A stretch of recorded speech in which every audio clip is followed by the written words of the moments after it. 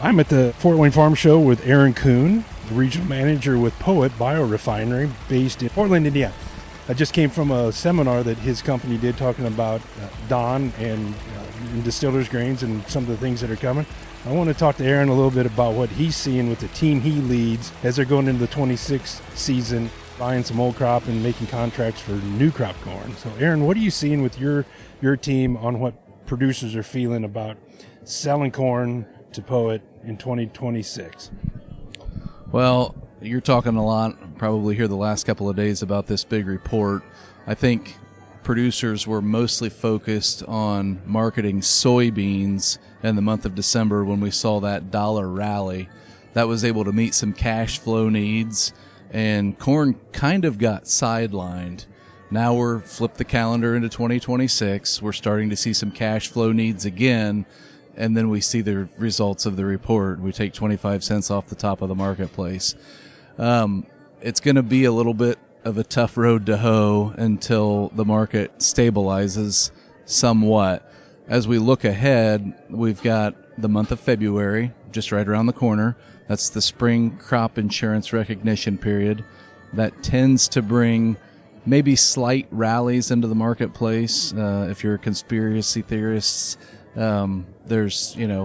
we've got to see rallies in the market so we don't have to pay the crop insurance premiums later. So that's usually a window to watch to make some future sales. Poet has a lot of structured programs to get some sales on. We incentivize people to participate in those during the times of months where generally we see the markets rally. But ultimately, we're so low right now, it feels pretty forced. People are just a little reluctant to take that step, and we just need to see how this market shakes out a little bit. So you've seen hesitancy both on pricing old crop corn and making decisions on new crop corn? Yeah, I think new crop corn largely is just out of mind. We're still in kind of sticker shock of what happened. The more pressing issue is old crop corn. Like I said, we take 25 cents off the board on Monday. Automatically, folks are thinking, well, we should see a basis rally. We should see the cash price start to make up for that futures loss. But I think cash flow needs are trumping that a little bit. We do see receipts slow, but we're in a time of the year, January and February, when we do need to make some payments, make some farm payments, and think about paying some taxes and have to generate some cash. So, unfortunately, I think people are going to have to step into the marketplace and make those sales, and that's probably why you're not seeing basis rally quite as firm or quite as strong as we thought we might. I know we're here just a couple of days after the report. We'll see what happens over the next few weeks, but we are in a seasonal movement time. Well, you brought up the report, and one of the things that I think a lot of people were concerned about was the true yield. And if we think about basis, we're sitting in an area where basis is trading an option. You don't have to go too far. It's only 10 cents under. With your trade territory in the heart of the Eastern Corn Belt, where do you think we were on a crop in Ohio and Eastern Indiana?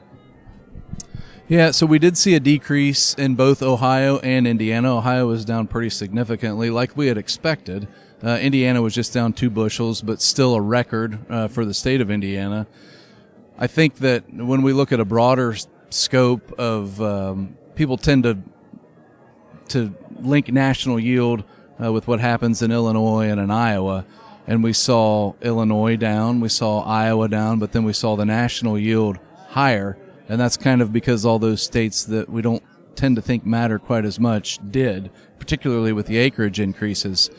I think that the Eastern, getting back to your question specifically, I think the Eastern Corn Belt is, particularly in Ohio, is maybe a little snug, and basis levels in Ohio are a little stronger than we would normally see this time of the year. That bleeds over into Eastern Indiana slightly, but I think Eastern Indiana yields were even better than last year, so a lot of that corn just hasn't come to market yet.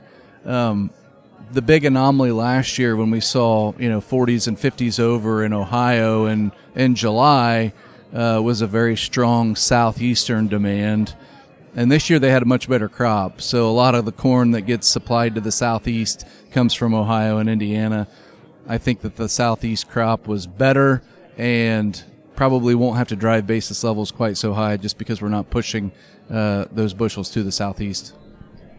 So one last question for you. We've heard that we need to look for opportunities outside just the crop to price, and one of those things that we hear from a national level is 45Z. And the IRS finally finalized some rules. Is 45Z impacting how your merchandisers are offering prices or talking to their customers? Well, unfortunately, not yet. We did get 45Z extended, but we still don't have really an avenue to link climate smart ag practices to the actual biofuel plant. So 45Z, as most people know, it's a biofuel credit. It's not an it's not a row crop credit. And the way the farmer would participate in that would be value share from the biofuel location, corn or soybean, that they're selling into. We do have some climate smart ag rules that allow farmers to score their crops, but we do not have the link that exists to be able to incorporate those rules into the plant. So until that exists, there's really no sharing to be done. And today, as it stands, it's still just a biofuel credit, and we can't necessarily count the lower carbon corn. Now, there are some other sustainability options out there, depending on your marketplace as it relates to gallons that get exported. That's not 45Z.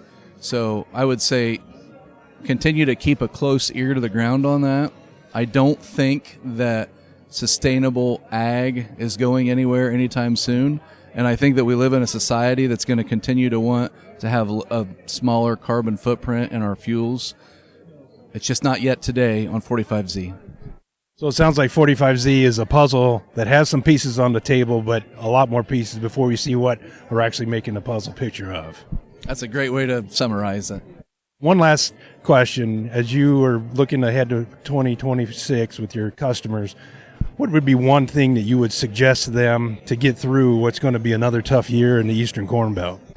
The first thing you have to do is you have to look at what your total cost of production is.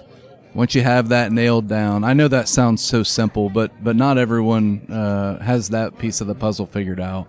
Once you have that nailed down and the interest costs associated to hold your grain, watch for the market to potentially rally back. Brazil's off to a pretty good start. If they get their safrinha crop planted timely, it's potentially more headwinds for the corn market. The really good news is we're on pace to export the north of 3 billion bushels of corn that the USDA has pegged. So demand continues to hang right in there. I think that we get another crack at marketing some old crop and even some new crop between now and call it June.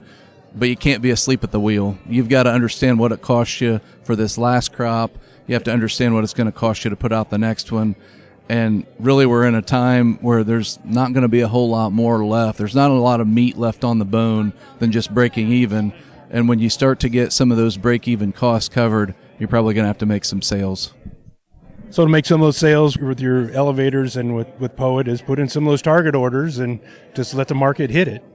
That's exactly right. It's the best way to do it. And if you think it's a good sale, it's probably still going to be a good sale. We have a thing in the industry that we like to call cancel if close. When the market gets close, we'll get phone calls and people start to pull those orders. A lot of times you're better off just to let those fill and take those sales that you've already predetermined as good ones.